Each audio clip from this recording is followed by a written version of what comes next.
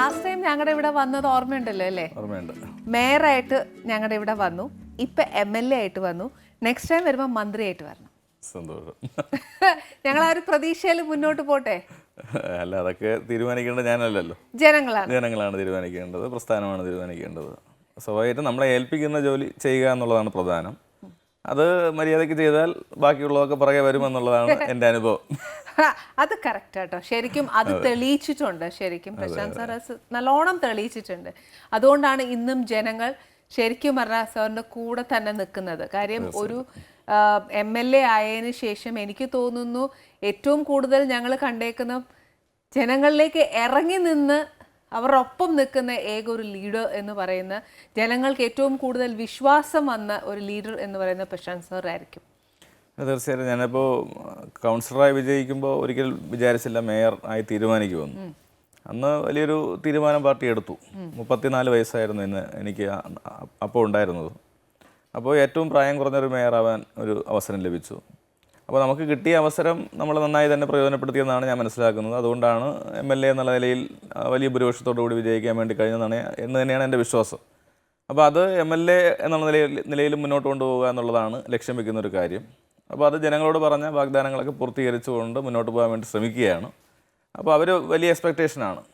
ഒരു ചെറുപ്പക്കാരൻ എന്ന നിലയിലും മേയർ എന്ന നിലയിലുള്ള കാഴ്ചപ്പാടുണ്ടാവും. ഒരു ലീഡർഷിപ്പിന് എപ്പോഴും ഒരു നല്ല വിഷൻ വേണം എന്ന് പറയാറുണ്ട്. അതെ. അപ്പോൾ അവരിലെ ഒരു പ്രതീക്ഷ നിലനിർത്താനുള്ള ഒരു പരിശ്രമമാണ് ഇപ്പോൾ നടത്തിക്കൊണ്ടിരിക്കുന്നത്. ഓക്കെ, അപ്പം നമ്മുടെ ഉള്ളിൽ ഒരു ഐഡിയ ഉണ്ടെന്നുണ്ടെങ്കിൽ അത് എങ്ങനെയായിരിക്കും നമ്മൾ ജനങ്ങളിലേക്ക് അത് മാർക്കറ്റ് ചെയ്യുക?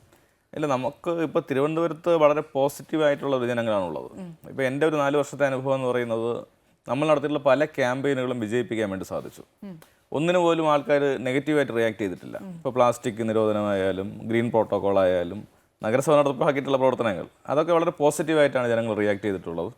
അപ്പോൾ ജനങ്ങൾ, എന്നെ സംബന്ധിച്ച് നമ്മളെടുക്കുന്ന ഓരോ ക്യാമ്പയിനുകളും വിജയിപ്പിക്കാൻ വേണ്ടി കഴിയുമെന്നുള്ള ആത്മവിശ്വാസമാണ്. ഇപ്പോൾ വട്ടിയൂർക്കാവിൻ്റെ ചരിത്രത്തിൽ ആദ്യമായി നമ്മളൊരു വികസന സെമിനാർ നടത്തി. 800-ലധികം ആൾക്കാർ അതിനകത്ത് പങ്കെടുത്തു. അപ്പോൾ എല്ലാവരും സഹകരിക്കാൻ വേണ്ടി തയ്യാറാണ്. അപ്പോൾ ആ ഒരു സഹകരണ മനോഭാവത്തെ നാടിൻ്റെ വികസന പ്രവർത്തനത്തിന് വിനിയോഗിക്കുക എന്നുള്ളതാണ്. ഇപ്പോൾ അഭ്യസ്തവിദ്യരായിട്ടുള്ള ചെറുപ്പക്കാർ ആയിരക്കണക്കിന് ആൾക്കാരുണ്ട്. അപ്പോൾ അവരെ എങ്ങനെ വികസനത്തിൽ പങ്കാളിയാക്കാം? ഞങ്ങളൊരു പരിപാടി തന്നെ ആലോചിച്ചു, ഇൻറ്റേൺഷിപ്പ് പ്രോഗ്രാം. ഇപ്പോൾ എഞ്ചിനീയറിംഗ് പാസ്സായിട്ടുള്ള കുട്ടികൾ, മറ്റു മേഖലകളിലുള്ള കുട്ടികൾ, അവരെല്ലാം നാടിൻ്റെ വികസനത്തിൽ പങ്കാളിയാക്കുക. അപ്പോൾ ഇങ്ങനെ ഒരു ഫ്രെയിമിൽ നമ്മൾ കാര്യങ്ങൾ മുന്നോട്ട് കൊണ്ടുപോകാൻ വേണ്ടി പരിശ്രമിക്കുകയാണ്. അത് വലിയ മാറ്റം ഉണ്ടാക്കും. ഇപ്പോൾ എൻ്റെ ഐഡിയയ്ക്ക് ഉപരിയായി ഇത്തരം ചെറുപ്പക്കാരുടെ സേവനം കൂടി കിട്ടുമ്പോൾ സ്വാഭാവികമായും നല്ല നല്ല ആശയങ്ങൾ ഉയർന്നു വരികയും നടപ്പാക്കാനുള്ള ഒരു മെഷീനറി നമുക്ക് അതുവഴി ലഭിക്കുകയും ചെയ്യും.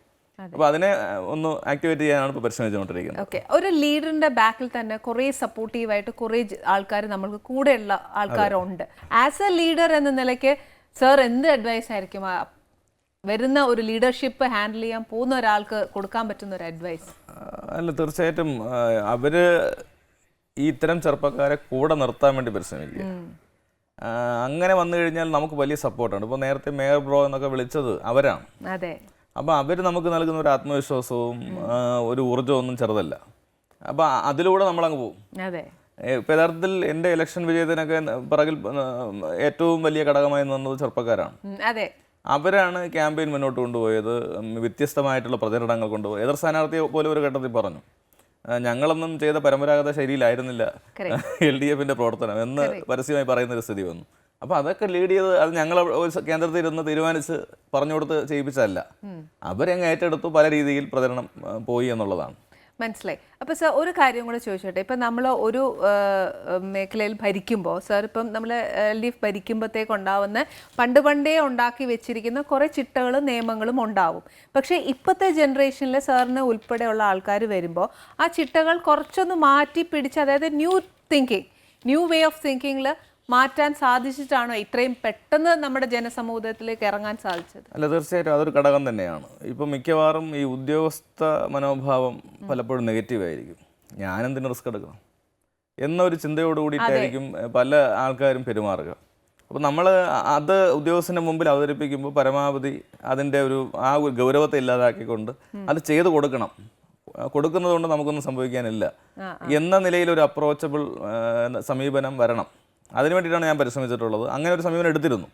അതിനാണ് ഞങ്ങൾ എല്ലാ മാസവും അദാലത്തുകൾ നടത്തുന്നത്. മറ്റ് പ്രവർത്തനങ്ങൾ നടത്തുന്നു. അപ്പോൾ ഈ കുഴഞ്ഞു മറിഞ്ഞതെന്ന് ഉദ്യോഗസ്ഥന്മാർ വിശ്വസിക്കുന്ന കേസുകളൊക്കെ അദാലത്തിൽ വന്ന് നിസ്സാരമായി നമ്മൾ ചെയ്തു കൊടുക്കുകയാണ്. അതെ. അപ്പോൾ അവർക്കും ആശ്വാസം. കാരണം എൻ്റെ ജോലിയല്ല റിസ്ക്, ഒപ്പിടുന്ന മേയറും ഒപ്പിടുന്ന മറ്റ് അധികാരികളൊക്കെയാണ് റിസ്ക്. ഒരർത്ഥത്തിൽ റിസ്ക് മറ്റൊരാളുടെ മണ്ടയിൽ വെച്ച് തരുന്നു എന്ന് പറയാമെങ്കിലും അവിടെ പോസിറ്റീവായി ജനങ്ങൾക്ക് കാര്യം നടക്കുകയും ഈ ഉദ്യോഗസ്ഥൻ്റെ ടെൻഷൻ ഒരു കുറവ് വരികയും ഒക്കെ ചെയ്യുന്നതാണ്. അപ്പോൾ ഈ മെത്തേഡാണ് കഴിഞ്ഞ 4 കൊല്ലവും ഞങ്ങൾ സ്വീകരിച്ചത്. എല്ലാ തലങ്ങളിലും അത്തരം ഒരു അപ്രോച്ച് കൊണ്ടുവരാൻ വേണ്ടി ശ്രമിച്ചു. അപ്പോൾ അതിനനുസരിച്ച് കുറച്ച് ദിവസം കഴിഞ്ഞപ്പോൾ അവരും അയഞ്ഞു, ഇതിപ്പോൾ ചെയ്തു കൊടുത്തില്ലെങ്കിൽ ഉടനെ മേയറുടെ വിളി വരും. അതെ, അതാണ് കുറെ പ്രഷറൈസേഷൻസ് നമുക്ക് സൈഡിൽ നിന്നും വരും. അത് എങ്ങനെ ഫേസ് ചെയ്തു പ്രശാന്ത് സർ? ആദ്യഘട്ടത്തിൽ വലിയ പ്രയാസമായിരുന്നു. ഇതൊന്നും ചെയ്യാൻ പറ്റില്ല സാർ എന്ന് അടച്ചു പറയുന്ന ഒരു സ്ഥിതി ഉണ്ടായിരുന്നു.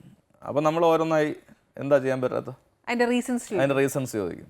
അപ്പോൾ അവിടെ എവിടെയെങ്കിലും നമുക്കൊരു ലൂപ്പ് ഹോൾ കിട്ടും. ഇപ്പോൾ മാലിന്യത്തിൻ്റെ കാര്യത്തിൽ തന്നെ എന്നോട് ആദ്യ ഉദ്യോഗസ്ഥർ ചോദിച്ചത് ഇത് കൊണ്ടിടാനൊരു സ്ഥലമില്ല. മേയർ ഇത് മാറ്റാൻ പറയുമ്പോൾ ഇത് കൊണ്ടിടാനുള്ളൊരു സ്ഥലം കൂടെ പറഞ്ഞതാണ്. അപ്പോൾ ഞാൻ ആദ്യം കുഴഞ്ഞു, എന്ത് പറയും. സ്വാഭാവികമായിട്ടും അടുത്ത എന്ത് പറയണമെന്നുള്ള ഒരു നെക്സ്റ്റ് സ്റ്റെപ്പ് നമ്മൾ ആലോചിച്ചു. പ്ലാസ്റ്റിക് എടുക്കാൻ പറഞ്ഞു. പ്ലാസ്റ്റിക് എടുത്ത് നിങ്ങൾ ഇന്ന സ്ഥലത്ത് കൊണ്ട് വയ്ക്കാൻ പറഞ്ഞു. അതോടുകൂടി സംഗതി തീർന്നു.